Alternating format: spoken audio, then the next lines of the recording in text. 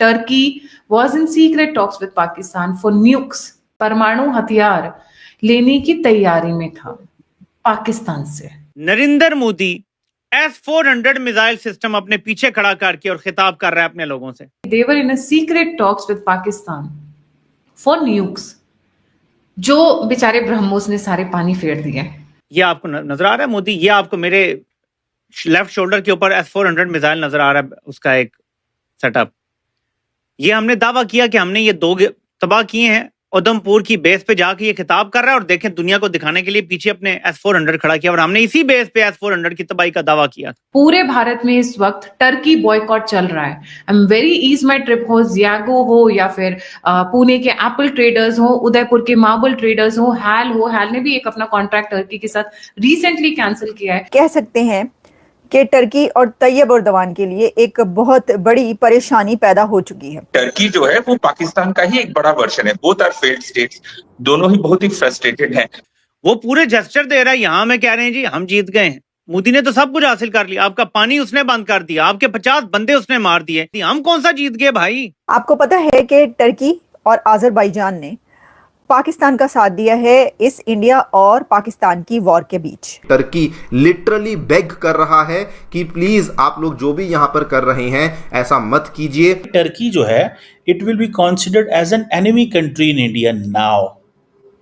ये इंडिया के अंदर एक एनिमी कंट्री होगा। जब टर्की में अर्थक्वेक आया तो भारत की तरफ से बहुत ज्यादा एड भेजी गई, टर्की में बहुत मदद की गई इंडिया की तरफ से। तो तुर्की के बारे में अब भारत की तरफ से बहुत ज्यादा बैकलैश आ रहा है। भारत हमारे हर शहर हर बेस तक पहुंचने में कामयाब हुआ और ये मोदी अभी अपनी फौज से खिताब करके कह रहा है कि पाकिस्तान को हमने ये सबक दे दिया है कि तुम्हारा कोई भी कोना अब महफूज नहीं है। नमस्कार दोस्तों, इस वक्त पूरे भारत भर में बाइकॉट टर्की एंड अज़रबैजान का ट्रेंड चल रहा है। हम सबको पता है कि भारत पाकिस्तान की इस जंग में किस तरह से टर्की ने पाकिस्तान को मिलिटरीली सपोर्ट किया, वो भी उस वक्त जब दोनों देशों के बीच में फुल स्केल वॉर शुरू होने वाली थी। मतलब कि टर्की आज भूल चुका है कि 2023 में जब उनके देश में अर्थक्वेक आई थी उस वक्त भारत ही वो देश था जिसने सबसे पहले ऑपरेशन दोस्त के नाम से एक मिलिट्री ऑपरेशन टर्की में लॉन्च किया और उनके लोगों की जान बचाई थी। लेकिन वही टर्की आज भारत के खिलाफ पाकिस्तान को ड्रोन्स भेजकर हमारे लोगों को मार रहा है। इसलिए इस वक्त पूरे भारत के लोग टर्की के खिलाफ प्रोटेस्ट कर रहे हैं। इवन अब हमारी कंपनीज भी टर्की को अपना सामान एक्सपोर्ट नहीं कर रही है और हमारे टूरिस्ट भी टर्की जाना बाइकआउट कर रहे हैं। तो चलिए इसी पर आगे पाकिस्तानी मीडिया का रिएक्शन देखते हैं। इन्होंने ड्रोन्स दिए और ड्रोन्स को एक्सेप्ट नहीं किया। टर्की की सरकार ने ऑफिशियली एक्सेप्ट नहीं किया कि उन्होंने पाकिस्तान को ड्रोन्स दिए, बल्कि फैक्ट ये है कि जो नॉर्मल एयरप्लेन्स होते हैं जिसमें आप और हम जैसे पैसेंजर्स ट्रैवल करते हैं, टूरिस्ट ट्रैवल करते हैं, उन प्लेन्स के अंदर क्योंकि एयर स्पेसेस बंद किए गए हुए थे, उन्होंने उन प्लेन्स के अंदर ड्रोन्स को भेजा है पाकिस्तान के पास में। जिन ड्रोन्स को रात में जब बॉर्डर्स के पास में एकदम लाइक जैसे झुंड के झुंड 400-500 भेजे जा रहे थे भारत के अक्रॉस, कुछ एक ऐसे भी थे जिनके ऊपर आप वॉरलोड्स डाल सकते थे, मतलब आप एक्सप्लोजिव्स लॉन्च कर सकते थे। इसलिए आज टर्की की बात हो रही है। पूरे भारत में इस वक्त टर्की बॉयकॉट चल रहा है। I am very Ease My Trip हो, ज़ियागो हो या फिर पुणे के एप्पल ट्रेडर्स हो, उदयपुर के मार्बल ट्रेडर्स हो, हैल ने भी एक अपना कॉन्ट्रैक्ट टर्की के साथ रिसेंटली कैंसिल किया है। ये पूरे भारत में इस वक्त ये मुहिम चल रही है and we stand by it completely.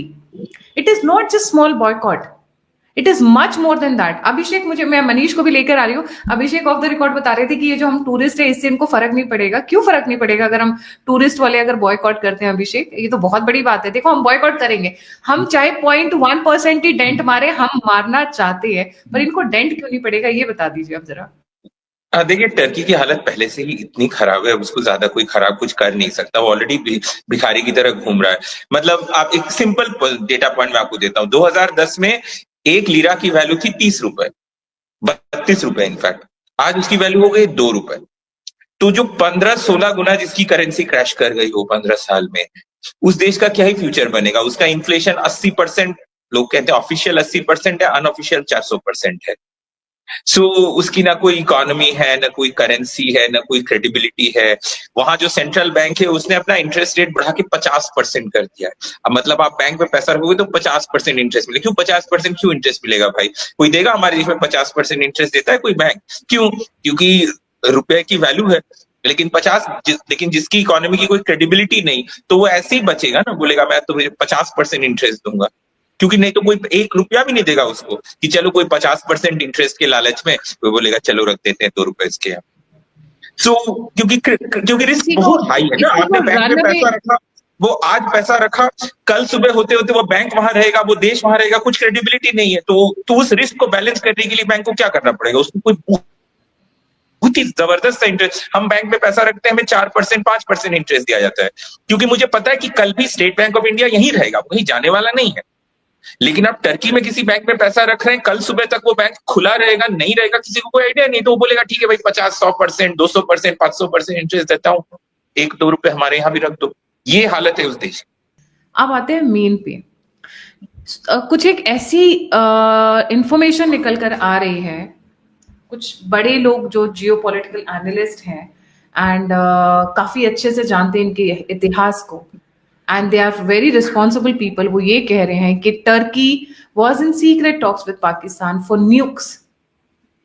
मैं ये टर्म यूज नहीं करूंगी दूसरी तीसरी बार, बिकॉज ये यूट्यूब का अपने गाइडलाइंस है। परमाणु हथियार लेने की तैयारी में था पाकिस्तान से। पाकिस्तान ने पहले भी कई लोगों को बांटा है, ऐसी बात नहीं है। जहां पैसा मिला है वहां उन्होंने बांटा है। कितनी सच्चाई है इस बात में, इट लुक्स लॉजिकल, क्योंकि भारत के अगेंस्ट में जाकर, ठीक है पुरानी इतिहास है, पुराना दुश्मनी है, बट इस लेवल पे जब पाकिस्तान और भारत का युद्ध चल रहा हो, अब उस स्टेज पे जब हम यूएस तक को नहीं एक्सेप्ट कर रहे हैं कि यूएस मीडिएशन ऑफर कर रहे हैं, हमने कहा पतली गली से निकल लो। ट्रेड का डरावना और प्यार और मोहब्बत दोनों, मतलब सेकंड कैरेट पॉलिसी कर रहे हैं। हम यूएस को बोले कि प्लीज आप साइड रहिए, हम अपने आप डील कर लेंगे। हम यूएस की नहीं अपनी कर रहे हैं, हम चाइना को आंखों में आंखें डालकर दे रहे हैं। तो टर्की को अपनी औकात तो नहीं भूला होगा। So there has to be something bigger than the पुराना दुश्मनी। आप पंगे तब लिखते हो जब आप आपकी औकात हो, बिना औकात के पंगे नहीं लेते हैं। सुनने में ये आ रहा है कि they're in a secret talks with Pakistan for nukes. जो बेचारे ब्रह्मोस ने सारे पानी फेर दिए, वो तो जाके ऐसी जगह बैठ गए कि अब तो बेचारे पाकिस्तान वाले ही नहीं संभाल पा रहे हैं, तो टर्की के साथ क्या करेंगे।